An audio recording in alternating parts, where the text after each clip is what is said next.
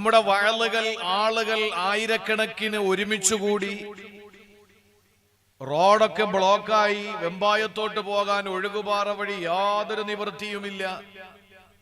ഇവിടെയാണെങ്കിൽ സംഘാടകര് കസേര ഉറക്കി കുഴഞ്ഞ് ഇവിടെ ആസ്ഥാന മന്ദിരത്തിന്റെ കളക്ഷൻ നടക്കുന്നു. ഒന്നിന് 2 എണ്ണം വെക്കാനുള്ള പൈസ പിരിഞ്ഞ്, അതുപോലെ തന്നെ നല്ല മനോഹരമായ വഴലുകൾ കേട്ട് പ്രസംഗിച്ചവര് പോയി, പ്രസംഗം വെച്ചവര് കണക്കെഴുതി പോയി, കേട്ടവര് മാർക്കിട്ട് പോയി.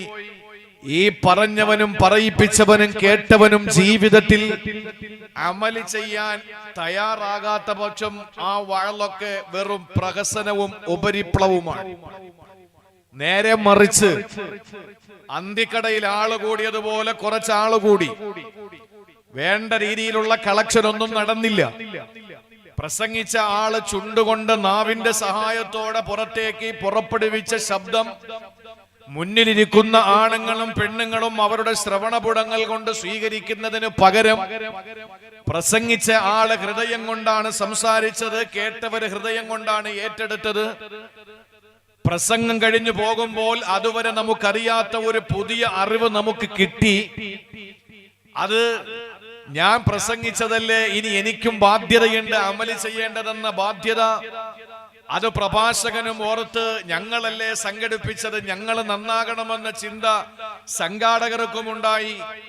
കേൾക്കാൻ വേണ്ടി 2 മണിക്കൂർ ചെന്നിരിക്കാനുള്ള സൗഭാഗ്യം നൽകിയ പടച്ച തമ്പുരാനെ സ്തുതിച്ചുകൊണ്ട് അവരും ജീവിതത്തിൽ അമല് ചെയ്യാൻ തീരുമാനമെടുത്താൽ ആ വഅളാണ് ആദരവായ പ്രവാചകൻ അഷ്റഫുൽ ഖൽഖ് സല്ലല്ലാഹു അലൈഹി വസല്ലമ തങ്ങൾ സ്വർഗ്ഗത്തിന്റെ പൂങ്കാവനമാണ് എന്ന് പരാമർശിക്കുകയും മാ ബൈന ഖബരി വ മിംബരി റൗളത്തും മിൻ റിയാദിൽ ജന്ന, എന്റെ ഹുജറ ശരീഫിന്റെയും എന്റെ മിമ്പറിന്റെയും ഇടയിലുള്ള ഭാഗം സ്വർഗ്ഗത്തിന്റെ ആരാമമാണ് എന്ന് കാരുണ്യത്തിന്റെ പ്രവാചകൻ അഷ്റഫുൽ വറ സല്ലല്ലാഹു അലൈഹി വസല്ലമ തങ്ങൾ വിശേഷിപ്പിച്ച് കുറഞ്ഞ വാക്കുകൾ കൊണ്ട് ഹൃദയസ്പൃക്കായ ഒരു ഉദ്ഘാടന പ്രഭാഷണത്തിലൂടെ നമ്മെ ബോധ്യപ്പെടുത്തിയ ഉസ്താദിന്റെ വാക്കുകൾ പോലെ അള്ളാഹു ഇഷ്ടപ്പെടുന്ന സ്വർഗത്തിന്റെ ഒരു തോട്ടമാകുന്നത് അങ്ങനെയാണ്.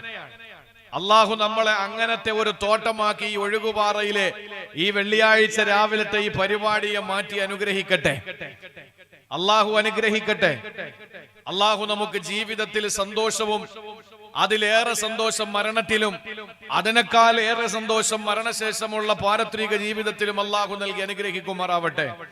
എപ്പോഴാണ് എന്റെ പൊന്നു സഹോദരങ്ങളെ കാറ്റു പോകുന്നതെന്ന് പറയാൻ കഴിയില്ല, എപ്പോഴാണ് റൂഹ് പോകുന്നതെന്ന് പറയാൻ കഴിയില്ല. ഈ പ്രസംഗം 2 മണിക്കൂർ പറഞ്ഞു തീർക്കാൻ എനിക്ക് കഴിയുമെന്ന് യാതൊരു ഗ്യാരണ്ടിയുമില്ല, നിങ്ങൾക്കുമില്ല. നമ്മുടെ റൂഹ് ശരീരത്തിൽ നിന്ന് വിട പറയുന്ന സമയം അത് ഏറ്റവും നല്ല സ്ഥലത്ത് വെച്ച് ഏറ്റവും നല്ല അമല് ചെയ്തുകൊണ്ടിരിക്കുമ്പോഴായാൽ അതിലപ്പുറം നമുക്ക് എന്ത് കിട്ടാനാണ്? അതുകൊണ്ട് ഇങ്ങനത്തെ വേദികളിരുന്ന് മരണപ്പെട്ടാൽ തന്നെ നമ്മൾ വിജയിച്ചു. അതുകൊണ്ട് നമ്മുടെ റൂഹ് പിരിയുന്ന സമയം നമുക്ക് നല്ലതുപോലെ ഈ ലോകത്ത് നിന്ന് വിട പറയാൻ അല്ലാഹു തൗഫീക്ക് നൽകി അനുഗ്രഹിക്കുമാറാവട്ടെ. നമ്മളിലൊക്കെ ഒരു റൂഹുണ്ട്. ഒരു മനുഷ്യന്റെ ശരീരത്തിൽ റൂഹ് കയറുന്നതിന് മുമ്പ് അതിന് പേരാണ് റൂഹ്. റൂഹ് എന്ന് പറഞ്ഞാൽ എന്റെ ശരീരത്തിൽ ആലമുൽ അർവാഹിൽ വെച്ച് എനിക്ക് വേണ്ടി തയ്യാർ ചെയ്യപ്പെട്ട എന്റെ റൂഹ്, എന്റെ ആത്മാവ്, എന്റെ സത്ത്, അത് എന്റെ ശരീരത്തിൽ എന്റെ ബോഡിയിൽ കയറുന്നതിന് മുമ്പ് പറയുന്ന പേരാണ് റൂഹ് എന്ന്. ഇനി ഒരിക്കൽ കൂടി ഈ റൂഹ് എന്നതിന് പേര് പറയും. അതെപ്പോഴെന്നറിയോ? നമ്മുടെ ആത്മാവ് നമ്മുടെ ശരീരത്തിൽ നിന്ന് പടിയിറങ്ങുമ്പോ. അപ്പൊ നമ്മുടെ ശരീരത്തിലോട്ട് കയറുന്നതിന് മുമ്പ് ഇതിന്റെ പേര് റൂഹ് എന്നാണ്. നമ്മുടെ ശരീരത്തിൽ നിന്ന് ഈ ആത്മാവ് വെളിയിലേക്ക് പുറപ്പെടുന്ന സമയത്തും പറയുന്ന പേര് റൂഹ് എന്നാണ്. അപ്പൊ ഈ ശരീരത്തിൽ ഉള്ള സമയത്തിന് എന്ത് പേര് പറയും? എന്ത് പറയും? അതാണ് നമ്മുടെ ഇന്നത്തെ വിഷയം. അള്ളാഹു മനസ്സിലാക്കാനുള്ള തൗഫീക്ക് തരട്ടെ. അള്ളാഹു നമുക്ക് ചിന്തിക്കാനും പഠിക്കാനുമുള്ള തൗഫീക്ക് നൽകി അനുഗ്രഹിക്കുമാറാവട്ടെ. സഹോദരങ്ങളെ, ഒരു മനുഷ്യന്റെ ശരീരത്തിൽ അള്ളാഹു അവന് നൽകിയ റൂഹ്, ആ ശരീരത്തിൽ പ്രവേശിക്കുന്ന ഒരു സമയമുണ്ട്. അവന്റെ ഉമ്മയുടെ ഉദരത്തിൽ, അവൻ ഗർഭാശയത്തിലെ ഗർഭപാത്രത്തിൽ 4-ാം മാസം എത്തുന്ന സമയത്ത് ഒരു മലക്കിനൂടെ അല്ലാഹു തആല അവന്റെ ഉമ്മയുടെ വയറ്റത്ത്, അവന്റെ ഉമ്മയുടെ ഗർഭാശയത്തിനകത്ത് കിടക്കുന്ന ആ ഭ്രൂണത്തിൽ റൂഹ് ഊതും. ഹദീസിൽ കാണാം, മലക്ക് വന്നിട്ട് ഈ ഭ്രൂണം ഇങ്ങനെ കയ്യിലെടുത്ത് വെച്ചിട്ട് ചോദിക്കും, അല്ലാ റൂഹ് ഊതണോ വേണ്ടേ, റൂഹ് ഊതണോ വേണ്ടേ? അപ്പൊ അല്ല പറയും, ഊതണ്ട. യസീലുദ്ദമ, അതിന് ഇംഗ്ലീഷിൽ പറയുന്ന പേരാണ് ബ്ലീഡിംഗ്. നമ്മൾ മലയാളത്തിൽ പറയും രക്തസ്രാവം, മോഡേൺ ഭാഷയിൽ പറയും അബോർഷനായി പോയി. ഇനി അല്ല പറയാണ് ഊതിക്കോ. ആ സമയത്ത് അല്ലാഹു ചോദിക്കുന്ന, ആ മലക്ക് ചോദിക്കുന്നത്, ആണായിട്ട് വേണോ പെണ്ണായിട്ട് വേണോ? അല്ല പറയാണ് ആണായിട്ട് മതി. എന്നാ നീ ആണാണ്. എന്ന ചില റൂഹിനോട്, ചില മലക്കിനോട് പറയും അത് പെണ്ണായിട്ട് ഊത്, അത് പെണ്ണാണ്, അതിന് തുണി മാറ്റിയിട്ട് നിങ്ങൾ ആണാക്കാൻ വേണ്ടി നടക്കണ്ട. മനസ്സിലായില്ലേ? അപ്പൊ ആണായാലും പെണ്ണായാലും ഇത് തീരുമാനിക്കുന്നത് റൂഹ് ഊതപ്പെടുന്ന സമയത്താണ്. അപ്പൊ മലക്ക് ചോദിക്കും, അല്ലാഹുവേ എന്നാണ് ഇതിന്റെ ഡേറ്റ്? തലവര എപ്പോഴാ? ഇതെപ്പോഴാ ഇത് തീരേണ്ടത്? ഇത് പുറത്തു വന്ന് എത്ര നാള് ജീവിക്കും? അള്ളാഹു പറയും ഇത്ര വയസ്സ് വരെ. റാഷിദിന്റെ സംഭവത്തിൽ അങ്ങനെയാണ്. റാഷിദിന്റെ വാപ്പ ഭക്ഷണം കഴിച്ചുകൊണ്ടിരിക്കുമ്പോ പറഞ്ഞ് 21ാമത്തെ വയസ്സിലേക്ക് കയറി. അവന് ഗൾഫിലേക്ക് പോകാനുള്ള വിസ റെഡിയായി വന്നു. അപ്പൊ ഞാൻ പറഞ്ഞു, ഉസ്താദ് പറഞ്ഞു, എന്റെ പ്രിയപ്പെട്ട സഹോദരങ്ങളെ, അവന്റെ ജീവിതത്തിൽ അവന് പിറക്കുന്നതിന് മുമ്പ് അവന്റെ ഉമ്മയുടെ ഉദരത്തിലും 4-ാം മാസം എത്തിയപ്പോ അള്ള എഴുതി അവൻ ആക്സിഡന്റിൽ മരണപ്പെടുമെന്ന്. നേരത്തെ ഉസ്താദ് പറഞ്ഞതുപോലെ കയ്യും കെട്ടി കണ്ണും പൂട്ടി നമ്മളതങ്ങ് അംഗീകരിച്ചു കൊടുത്താലേ മതിയാവുള്ളൂ. ഇനി നമ്മളൊട്ട് അംഗീകരിച്ചില്ലെങ്കിലും അങ്ങനെ അംഗീകരിപ്പിക്കാൻ അള്ളാഹ്ക്കറിയാം. അതുകൊണ്ട് എന്റെ പ്രിയപ്പെട്ട സഹോദരങ്ങളെ, നമ്മുടെ ശരീരത്തിലോട്ട് കയറിയ റൂഹിന് അത് ഇറങ്ങിപ്പോകുന്നത് വരെ പറയുന്ന പേര് നഫ്സ് എന്നാണ്. നഫ്സ് എന്നാണ്.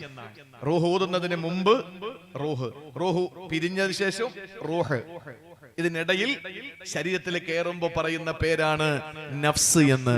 അള്ളാഹു മനസ്സിലാക്കാനുള്ള തൗഫീക്ക് തരട്ടെ. 2-3 നഫ്സ് ഖുർആൻ പറഞ്ഞിട്ടുണ്ട്.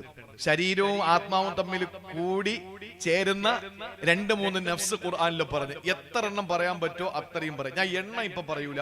അങ്ങനെയാണെങ്കിൽ നാളെ നിങ്ങൾ പറയും അതിൽ 5 എണ്ണം അല്ലെങ്കിൽ 6 എണ്ണം 7 എണ്ണം അല്ലെങ്കിൽ 4 എണ്ണം, അതിൽ 1 പറഞ്ഞോളൂ 2 പറഞ്ഞോളൂ, ബാക്കി എവിടെ പറയും എന്നൊക്കെ ചോദിക്കുന്നതുകൊണ്ട് ഞാൻ എണ്ണം പറയുന്നില്ല. പറയുന്നിടത്തോളം നമുക്ക് പറയാം. അള്ളാഹുവിന്റെ വിശുദ്ധ ഖുർആൻ പറയുന്നു, ഒന്നാമത്തെ അല്ലെങ്കിൽ ആദ്യമായി നമുക്ക് വിശദീകരിക്കേണ്ട റൂഹ് അല്ലെങ്കിൽ ശരീരം, ആ നഫ്സ് എന്ന് പറയുന്നത് അള്ളാഹുവിന്റെ വിശുദ്ധമായ ഖുർആന് പരിചയപ്പെടുത്തിയ ലോകത്തെ ഏറ്റവും വലിയ വിമോചനത്തിന്റെ പരിശുദ്ധമായ പടപ്പാട്ടുപാടിയ ആഗോള സംസ്കാര സംശുദ്ധ സിദ്ധാന്തം വിളിച്ചോതിയ ലോകം ദാഹിച്ചുകൊണ്ടിരുന്ന വിമോചന സരണി, പുരാതന കാലത്തെ പ്രാകൃതന്റെ പുരോഗമന കാലത്തെ പരിഷ്കൃതന്റെ മനോമുഖരത്തിൽ പരിവർത്തനത്തിന്റെ പടപ്പാട്ട് പാടിയ പരിശുദ്ധ ഖുർആൻ. അള്ളാഹുവിന്റെ വിശുദ്ധമായ ഖുർആനിൽ 114 അധ്യായങ്ങളുണ്ട്. അതിൽ ഒരേ ഒരു അധ്യായത്തിന് മാത്രമാണ് അള്ളാഹുവിന്റെ പ്രവാചകൻ നബി മുഹമ്മദ് മുസ്തഫ സല്ലല്ലാഹു അലൈഹി വസല്ലമ തങ്ങളെ പോലെ പ്രവാചകന്മാരുടെ പേരുകൾ പരാമർശിക്കപ്പെടുന്ന പല അധ്യായങ്ങളുണ്ട്. പക്ഷേ ഒരു പ്രവാചകന്റെ ചരിത്രം A-Z പരാമർശിക്കുന്ന ആദ്യം മുതൽ അവസാനം വരെ, ബാല്യം മുതൽ ശൈശവം മുതൽ ബാല്യം മുതൽ കൗമാരം മുതൽ യൗവനം മുതൽ വാർദ്ധക്യം വരെയുള്ള ഒരു മനുഷ്യന്റെ ജീവിതത്തിന്റെ വിവിധ ഘട്ടങ്ങളെ സംബന്ധിച്ച് ഒരേ ഒരു അധ്യായത്തിൽ അല്ലാഹു തർത്തീബായി തന്നെ പരാമർശിക്കുന്ന ഒരേ ഒരു സൂറയേ ഉള്ളൂ. അതേതെന്നറിയോ സഹോദരങ്ങളെ? പല പ്രവാചകന്മാരുടെ ചരിത്രങ്ങള് പല അധ്യായങ്ങളെ ചിന്നിച്ചിതറി കിടക്കുമ്പോ ഒരേ ഒരു അധ്യായത്തില് ഒരേ ഒരു പ്രവാചകന്റെ ചരിത്രം A-Z അല്ലാഹു പരാമർശിച്ചു. ആ ചരിത്രത്തിന് അല്ലാഹു തആല ഒരു വലിയ സർട്ടിഫിക്കറ്റും കൊടുത്തു. എന്താ സർട്ടിഫിക്കറ്റ് എന്നറിയോ? അഹ്സനുൽ ഖസസ്, ഏറ്റവും നല്ല ചരിത്രം എന്നല്ല പറയുകയും ചെയ്തു. ആരാണ് ആ പ്രവാചകൻ എന്നറിയോ? മഹാനായ സയ്യിദുനാ യൂസുഫ് നബി അലൈഹിസ്സലാം. ആ പ്രവാചകന്റെ പേര് തന്നെ അള്ളാഹു അധ്യായത്തിന് കൊടുക്കുകയാ. യൂസുഫ് നബിയുടെ ജീവിതത്തിന്റെ ശൈശവം, അള്ളാഹുവിന്റെ പ്രവാചകൻ യൂസുഫ് നബിയുടെ ബാല്യം, അവിടത്തെയുടെ കൗമാരം, അവിടത്തെയുടെ യൗവനം, അവിടത്തെയുടെ വാർദ്ധക്യം, ഇതെല്ലാം പ്രതിപാദിപ്പിക്കപ്പെടുന്ന വിഷയമാണ് അള്ളാന്റെ പരിശുദ്ധമായ ഖുർആൻ സൂറത്ത് യൂസുഫിനകത്തുള്ളത്. തീരുന്നില്ല സഹോദരങ്ങളെ, ആ ചരിത്രത്തെ പറ്റി അള്ളാഹു പറഞ്ഞത് അഹ്സനുൽ ഖസസ് എന്നാണ്. ആ ചരിത്രം നമ്മൾ ഇങ്ങനെ വായിച്ചു വരുമ്പോ 53-ാമത്തെ ആയത്തിൽ അല്ലാഹു പറയുന്ന ഒരു ആയത്തുണ്ട്. ഏതാണ് ആയത്ത് ഇറങ്ങാനുള്ള സന്ദർഭം എന്നറിയോ? മഹാനായ യൂസുഫ് നബി അലൈഹിസ്സലാത്തു വസ്സലാമിനെ ആരും കാണാത്ത ഒരു റൂമിനകത്ത് വെച്ച് എല്ലാ വാതിലുകളും കൊട്ടിയടക്കപ്പെട്ടപ്പോ സുലൈഖ എന്ന് പറയുന്ന സുന്ദരിയായ സുമുഖിയായ രാജാത്തി യൂസുഫ് നബി അലൈഹിസ്സലാം എന്ന് പറയുന്ന തന്റെ അടിമച്ചക്കനെ കയറി പിടിക്കുകയാ. ചിന്തിക്കണേ സഹോദരങ്ങളെ, കൂലി കൊടുത്തിട്ട് മാർക്കറ്റിൽ നിന്നുകൊണ്ട് വാങ്ങി വന്ന തന്റെ പ്രിയ ഭർത്താവ് വാങ്ങിക്കൊണ്ടുവന്ന യൂസുഫ് എന്ന് പറയുന്ന സൗന്ദര്യത്തിന്റെ മകുടോദാഹരണമുണ്ടല്ലോ. എന്തോ ഒരു മുഞ്ചാണ്, എന്തോ ഒരു സൗന്ദര്യമാണ്. യൂസുഫ് നബി അലൈഹിസ്സലാമിനെ മാടി വിളിക്കുന്ന സലീഖയുടെ ആദ്യത്തെ സംഭാഷണം തന്നെ ചില ഗ്രന്ഥങ്ങളിൽ കൊടുത്തിരിക്കുന്നു. യൂസുഫേ, എന്തോ ഒരു കറുത്ത മുടിയാ നിനക്കുള്ളത്, എന്തോ ഒരു ചുണ്ടാ നിനക്കുള്ളത്, എന്തോ ഒരു മുഖകാന്തിയാ നിനക്കുള്ളത്, എന്തോ ഒരു ആകാര സൗട്ടവമാ നിനക്കുള്ളത്, എന്ത് രസമാണ് യൂസുഫേ നിന്നെ കാണാനെന്ന് പറഞ്ഞ് സലീഖ ഓരോ വാക്കുകൾ കൊണ്ട് യൂസുഫ് നബി അലൈഹിസ്സലാമിനെ മാടി വിളിക്കുമ്പോ എനിക്ക് അല്ലാഹുവിനെ പേടിയാണെന്ന് പറഞ്ഞ് അടയ്ക്കപ്പെട്ട വാതിലുകൾ കുത്തി തുറന്നുകൊണ്ട് പുറത്തേക്ക് ഇറങ്ങി ഓടി സർവാധിനാഥനായ സർവേശ്വരനായ സർവഗുണ സമ്പൂർണനായ സർവലോക സൃഷ്ടിസ്ഥിതി സംഹാരകർത്താവായ അല്ലാഹു റബ്ബുൽ ഇസ്സത്തിനെ ഭയന്നുകൊണ്ട് ആലോചിക്കണേ യുവാക്കളെ, നിങ്ങൾ പ്രത്യേകം നിങ്ങൾ കുറിച്ചിട്ടോ.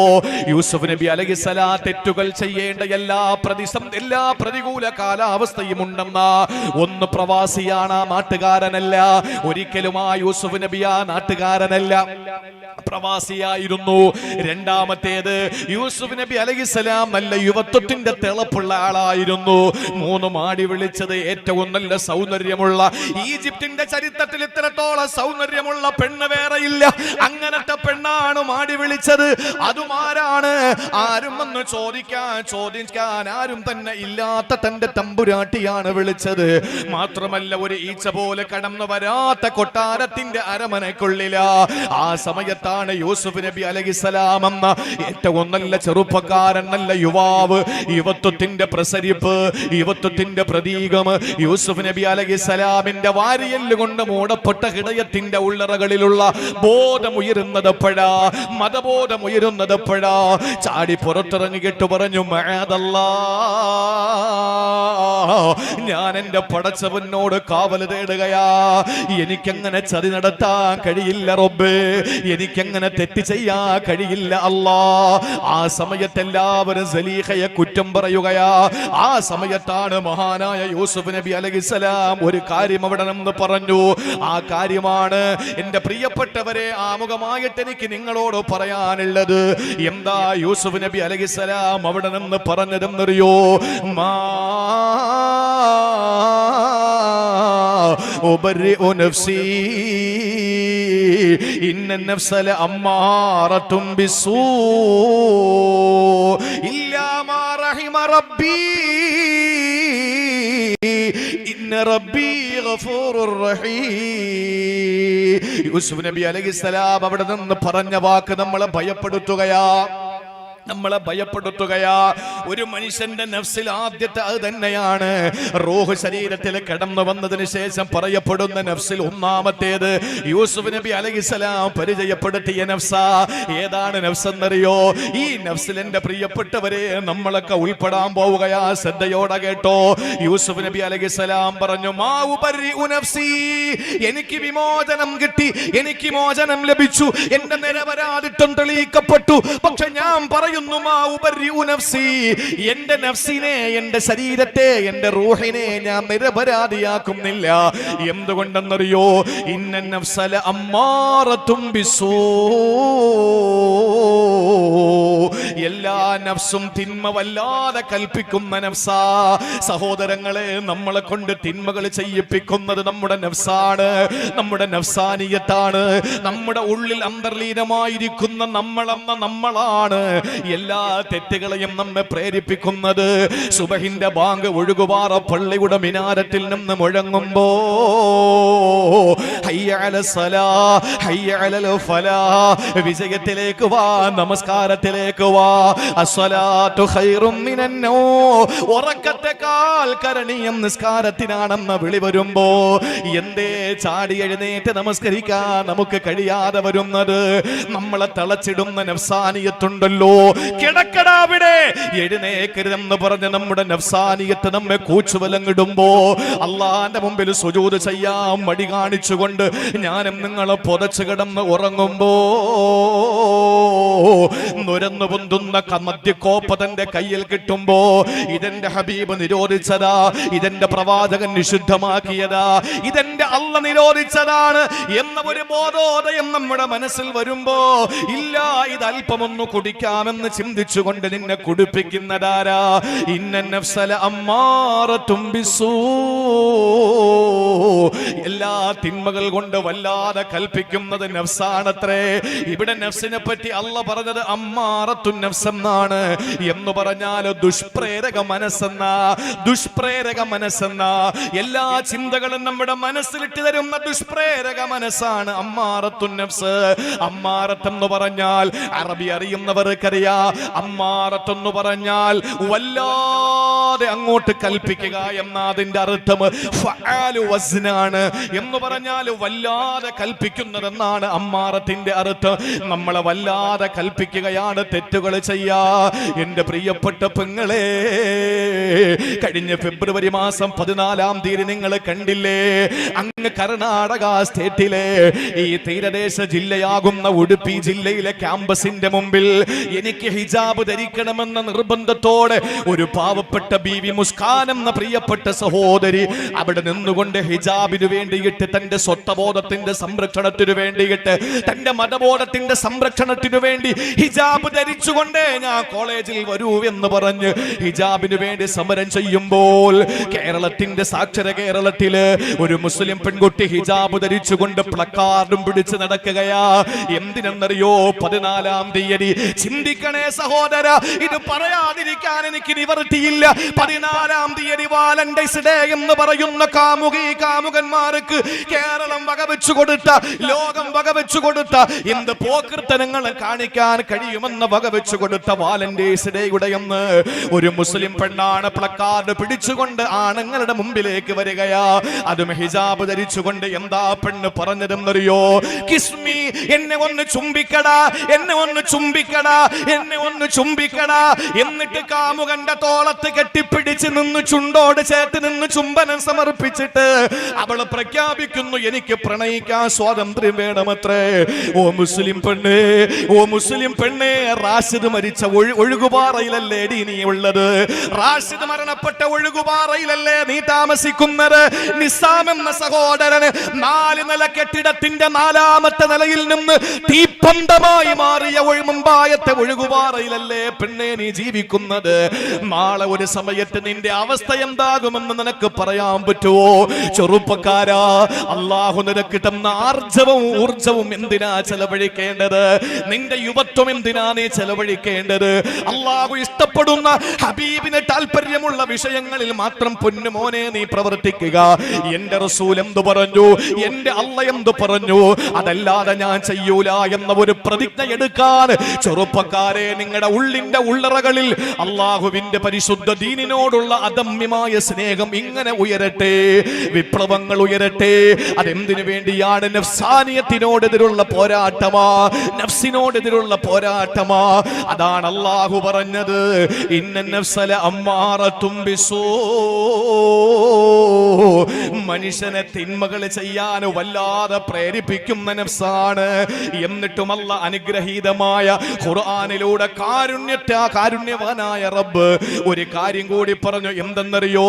ഇല്ലാ മാ റഹിമ റബ്ബി, എന്റെ റബ്ബ് കരുണ ചെയ്ത, എന്റെ റബ്ബ് പ്രത്യേകം സ്വീകരിച്ച ചില നഫ്സുകൾ ഒഴിച്ച്. അള്ളാഹു ആ പറഞ്ഞ വിഭാഗത്തിൽ നമ്മൾ ഉൾപ്പെടുത്തട്ടെ.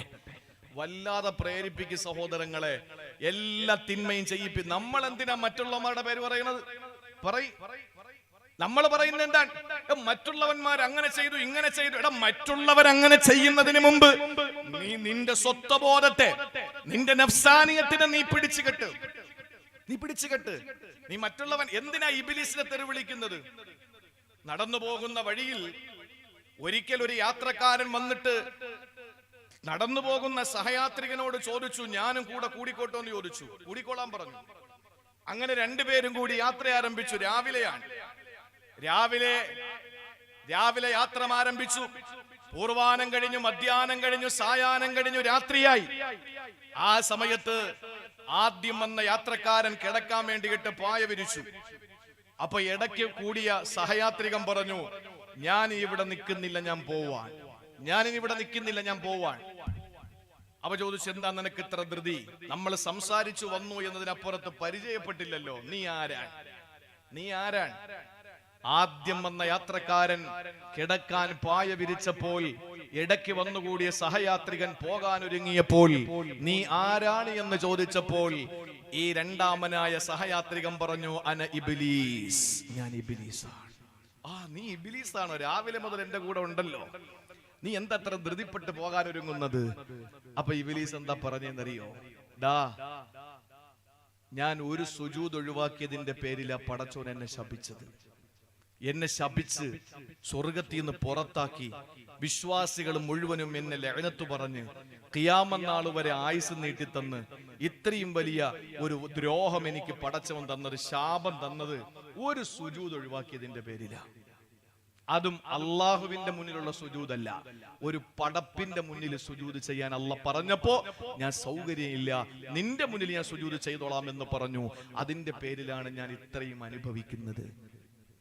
എന്നിട്ട് പറഞ്ഞു, നിന്റെ കൂടെ ഞാൻ രാവിലെ ഇത്രയും സമയമായല്ലോ കൂടിയിട്ട്, നീ സുബഹി നിസ്കരിച്ച, നീ ളുഹർ നിസ്കരിച്ച, നീ അസർ നിസ്കരിച്ച, നീ മഗ്രിബ് നിസ്കരിച്ച, ഇശാ നിസ്കരിച്ച, ഇപ്പൊ കിടക്കാൻ വേണ്ടി പായ വിരിച്ചു. ഇനി ഒരു അദാബ് വന്ന താങ്ങാൻ എന്റെ പൊന്നളിയാ എനിക്ക് പറ്റൂല, അതുകൊണ്ട് ഞാൻ പോവാൻ. ഇതാര് പറഞ്ഞതാ? ശൈത്താൻ. ഇത് ശൈത്താൻ പറഞ്ഞതാണ്. നിങ്ങളൊന്ന് ആലോചിച്ചു നോക്കൂ. നമ്മൾ ശൈത്താനെ കുറ്റം പറയുന്നു. എന്ത് യോഗ്യതയാ നമുക്ക് ശൈത്താനെ ആക്ഷേപിക്കാൻ?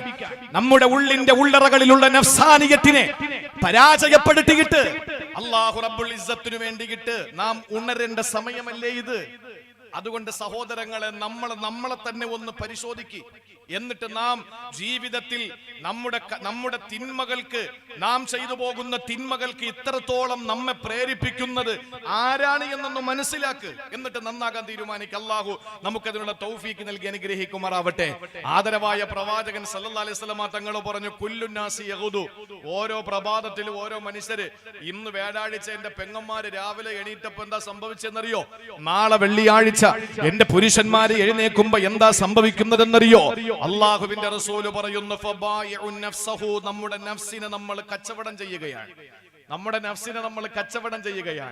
എന്നിട്ട് പറയുന്നു, ചിലർ അതിനെ മോചിപ്പിക്കും, ചിലപ്പോൾ അവർ നരകത്തിൽ കുട്ടിയിടും. നമ്മൾ തന്നെ നമ്മുടെ നഫ്സിനെ കച്ചവടം ചെയ്യാം. ഒന്നുകിൽ നരകത്തിൽ നിന്ന് മോചിപ്പിക്കും, ഇല്ലെങ്കിൽ നരകത്തിൽ മുഖം കുത്തി വീടാൻ നമ്മൾ പ്രേരിപ്പിക്കും. നമ്മൾ തന്നെ അതിനുള്ള കാരണം. അതുകൊണ്ട് നമ്മുടെ ജീവിതത്തിൽ എന്തു വേണം? നാം നന്നാവുക. നമ്മൾ നന്നായാൽ പിശാചിനെ പോലും അല്ലാഹു നമ്മുടെ മുമ്പിൽ പരാജയപ്പെടുന്നതിന് വേണ്ടി അല്ലാഹു തആല നമ്മുടെ മുന്നിൽ ഏറ്റവും എളുപ്പമുള്ള അവസ്ഥയിലേക്ക് എത്തിച്ചു തരാൻ സംശയമില്ല. അതുകൊണ്ടാണ് അല്ലാഹുവിന്റെ റസൂല് പറയുന്നു, സുന്ദരമായ ഒരു വലിയ പാത, ഒരു സുന്ദരമായ പാലമാണ്.